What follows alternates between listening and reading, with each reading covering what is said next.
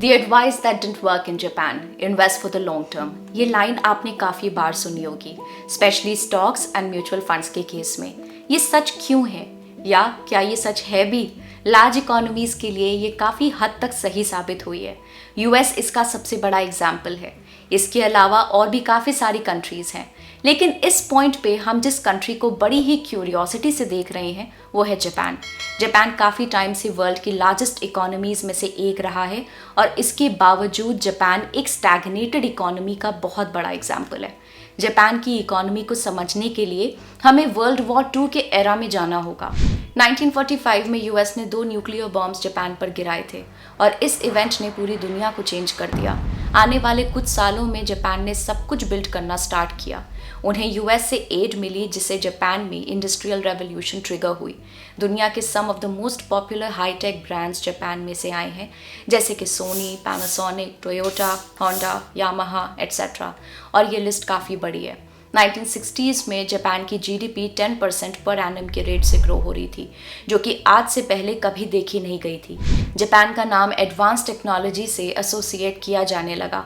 इसकी वजह से जापानीज इकोनॉमी और भी ज़्यादा एफिशिएंटली और तेज़ी से ग्रो होने लगी। ये ग्रोथ काफ़ी डेकेड्स तक रही। अपने पीक पे जापान इतनी ऊंचाई पे था कि उसकी रियल एस्टेट मार्केट बहुत ज़्यादा एक्सपेंसिव हो गई थी।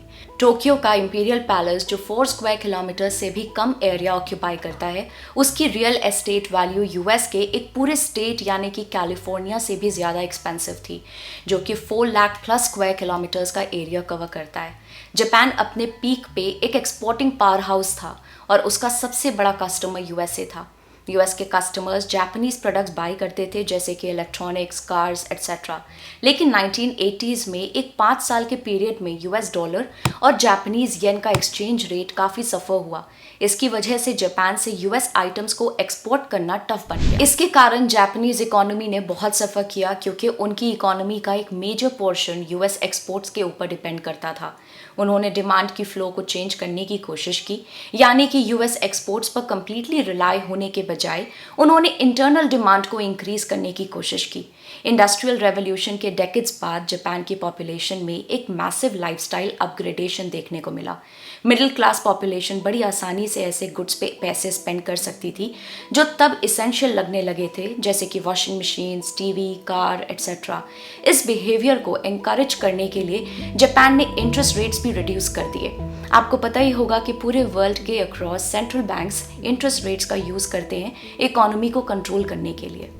इंटरेस्ट रेट्स को रिड्यूस करने की वजह से लोग ज़्यादा बोरो करते हैं और इवेंचुअली स्पेंड भी ज़्यादा करते हैं, और ऐसा ही हुआ। लोगों ने पहले से कहीं ज़्यादा गुड्स और सर्विसेज बाय करना शुरू कर दिया।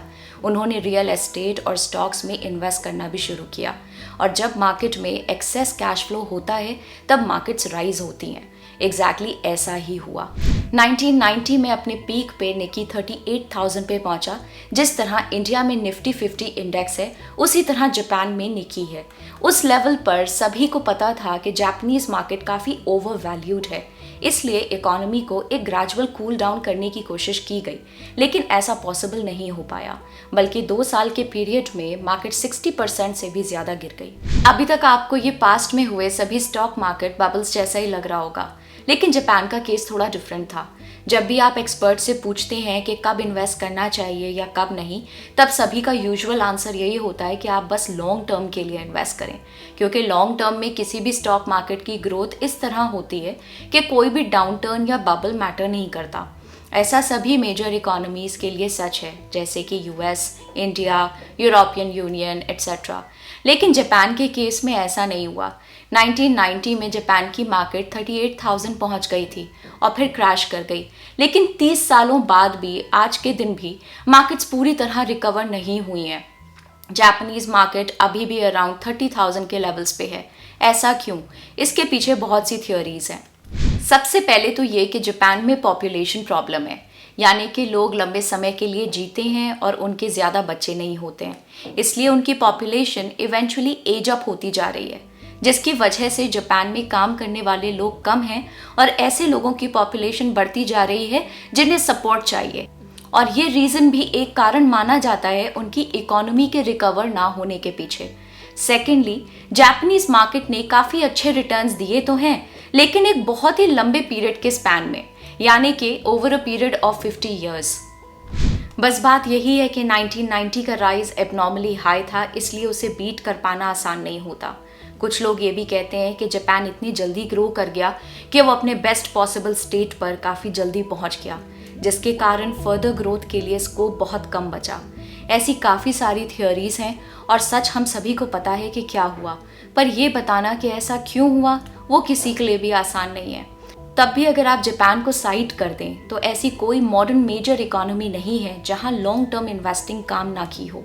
जापान में भी अगर आपने 1986 से 1993 तक अपने सारे पैसे इन्वेस्ट नहीं किए होते तो आप जापान के बैंक डिपॉजिट्स जैसे कि FD, RD एट्सेट्रा के कंपैरिजन में तो हाई रिटर्न्स पर बैठे होते। तो इतना ही आज के लिए। क्या आपको ऐसी कुछ और स्टोरीज पता हैं जो हमें अपने फ्यूचर वीडियोस में कवर करनी चाहिए? हमें कमेंट्स में बताइए। ये वीडियो ग्रो डाइजेस्ट का एक पार्ट है जो सभी ग्रो यूजर्स को ईमेल पर भेजा जाता है। अगर आपको भी ऐसे ईमेल्स चाहिए तो आप प्लीज़ इस लिंक के द्वारा सब्सक्राइब करें या फिर विजिट करें grow.in/digest। ऑल्सो डिस्क्रिप्शन में एक फीडबैक फॉर्म है, हमें प्लीज़ बताइए कि आपको ये वीडियो कैसा लगा। हम आशा करते हैं आज का ये एपिसोड आपको पसंद आया होगा और आप कुछ नया और इंटरेस्टिंग समझ पाए होंगे। हम आपको ये भी बताना चाहेंगे कि ग्रो का टेलीग्राम पे भी एक चैनल है जहां आप मार्केट के लेटेस्ट अपडेट्स, इंटरेस्टिंग ब्लॉग्स और न्यूज़ के बारे में जान सकते हैं। टेलीग्राम चैनल का लिंक हमने इस वीडियो के डिस्क्रिप्शन में डाल दिया है, तो आप उसको भी ज़रूर ज्वाइन करें। और भी ऐसे इंटरेस्टिंग वीडियोज़ और मार्केट अपडेट्स के लिए ग्रो के यूट्यूब चैनल को सब्सक्राइब करना ना भूलें। Bye bye.